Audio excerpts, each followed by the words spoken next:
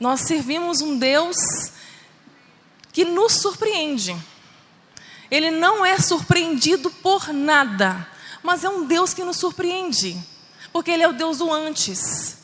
Ele consagra antes, Ele escolhe antes, Ele separa antes, Ele provê antes, Ele sabe antes, Ele fortalece antes, Ele ama antes, tudo Ele faz antes.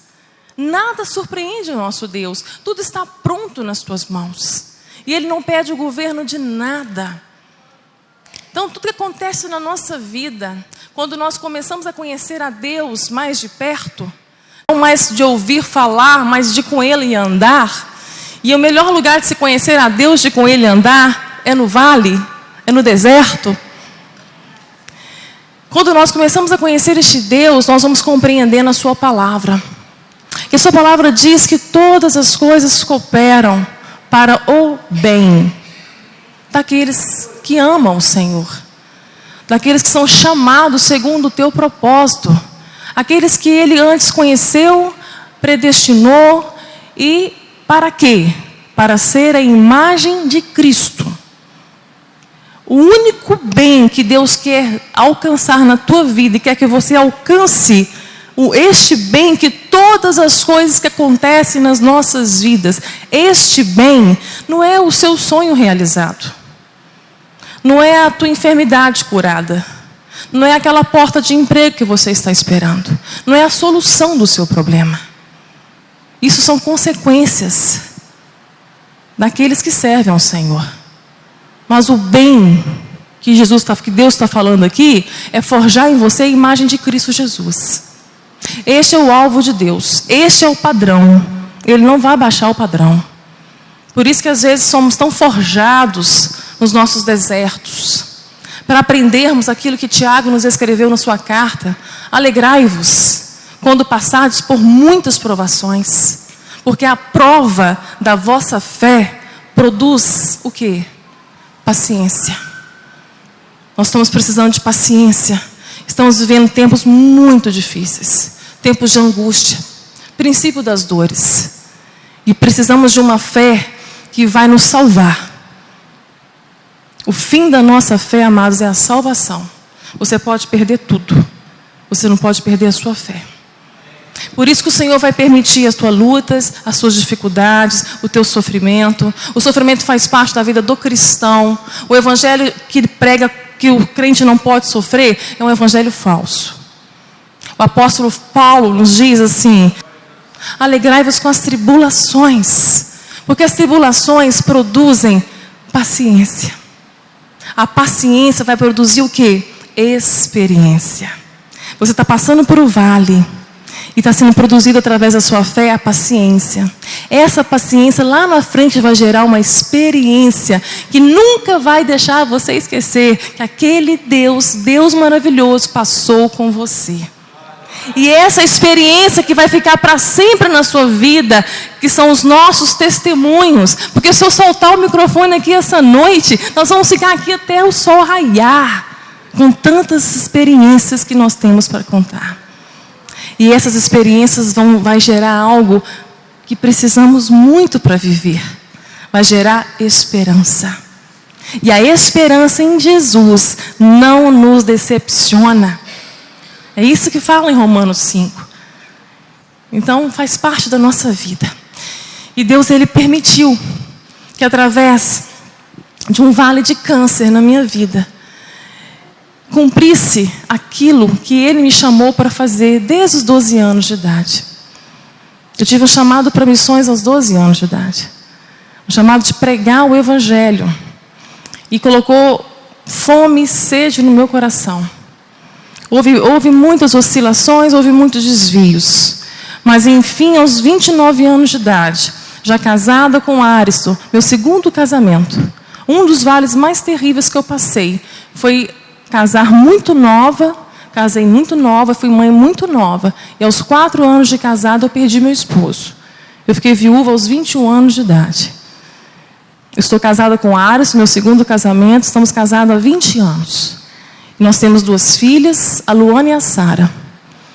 E foi num vale de enfermidade que nós dois e as minhas filhas, a nossa família, hoje conhece o Deus de perto. Hoje conhece o Deus de perto e nós podemos dizer: bem sei que tudo podes e nenhum dos teus planos são frustrados. Ele permitiu um câncer cerebral, da família dos piores cânceres cerebrais. Um câncer hoje pela medicina incurável. Eu estar viva sem a cura é o maior milagre. Deus não quis curar. E Ele tem um propósito nisso. Porque através da minha vida, através deste câncer, Ele tem nos levado a entender, a compreender, com a nossa consciência transformada, que o pior câncer não é o físico, é o câncer da alma, o câncer do pecado.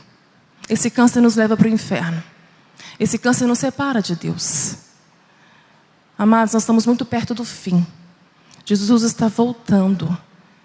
O Senhor fazer com que a igreja seja confrontada a parar de buscá-lo somente pelos milagres, somente pelas curas, somente pela prosperidade. Ele é Deus disso tudo.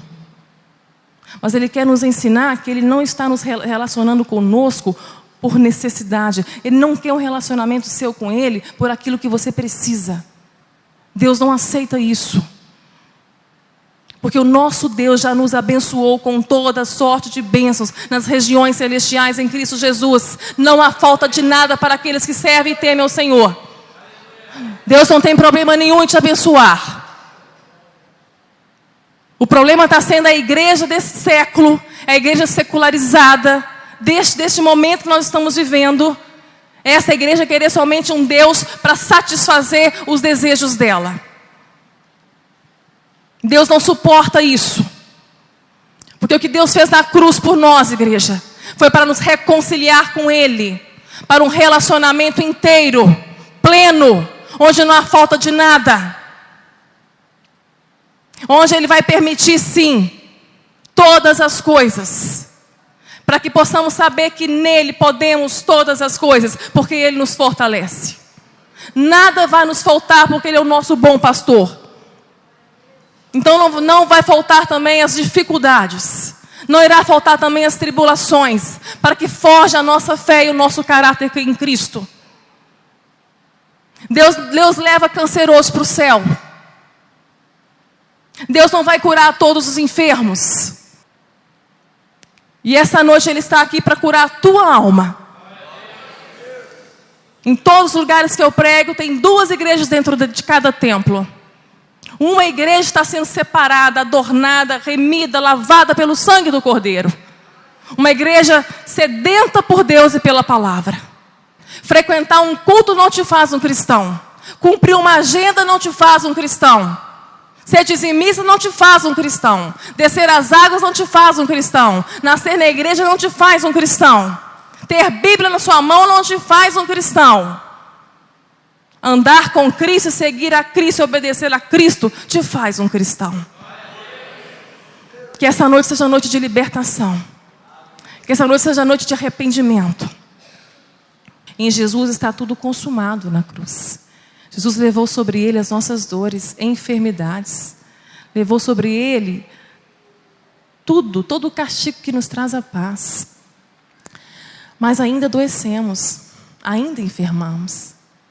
Servos adoecem e partem, salvos para a glória. Porque o que o Senhor fez na cruz, amados, é para a eternidade. Um dia nós haveremos de nunca mais sentir dor. Um dia nós nunca mais adoeceremos. Um dia nós nunca mais morreremos. Nós habitaremos num corpo glorificado, num corpo maravilhoso, num corpo não mais de morte, mas um corpo eterno. Que o primogênito Jesus, o primogênito dos mortos, morreu e ressuscitou para nos dar. Ele não morreu para as nossas doenças. Ele não morreu por causa das nossas dores. Ele morreu para nos libertar do pecado. O pecado que nos condena. O pecado que nos leva para o inferno. Então que possamos entender isso. Nós vamos continuar pedindo a cura, porque Ele é um Deus de cura. Nós vamos continuar pedindo tudo que Ele pode nos dar. Mas Ele quer que você entenda que Ele quer um relacionamento com você íntimo, sem interesse. Um relacionamento limpo, por amor. Por amor por aquilo que Ele fez, por aquilo que Ele é. É isso que o Senhor quer nos ensinar. E foi muito duro aprender. Hoje, para mim, é normal, é muito natural discorrer o testemunho. Mas foi muito difícil. Ele teve que me desconstruir completamente. No vale, Ele me moeu. Eu quebrei várias vezes nas mãos dele. Eu não aceitava um Deus que cura não me curar, de forma nenhuma. Na minha teologia, eu aprendi na minha teologia de crédito, que por eu fazer muitas obras, por eu fazer muitas coisas, por eu cumprir a agenda de culto, de igreja, e servir, e servir, e servir, Ele era obrigado a me curar.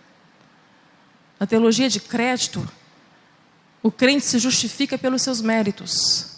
E ele vai até Deus cobrando por aquilo que ele está fazendo. Como se Deus fosse um mordomo. Como se Deus fosse um empregado. Como se Deus fosse um supermercado. Que você chega com o seu carrinho e vai escolhendo o que você quer. Uma oração genuína, de uma fé verdadeira. Uma fé verdadeira que emana da palavra.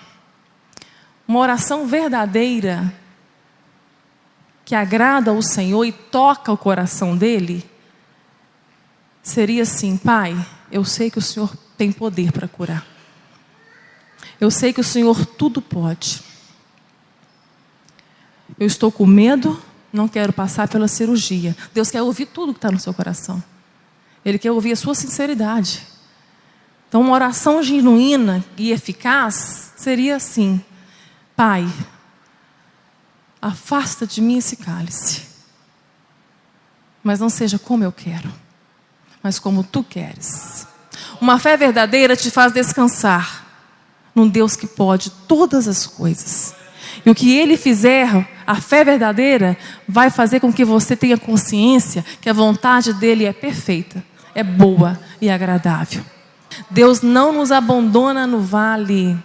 Ele está forjando a nossa fé no fogo, para que essa fé seja inabalável, porque nós vamos precisar dela mais do que respirar. Se o Filho do Homem viesse hoje, acharia fé na terra?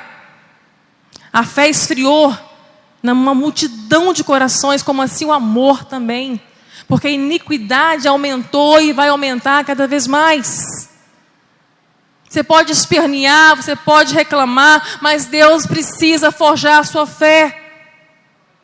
E não vai ser nos montes que Ele vai fazer isso. Será nos vales. E quando sofremos na permissão de Deus, o sofrimento na permissão de Deus é um sofrimento seguro, igreja.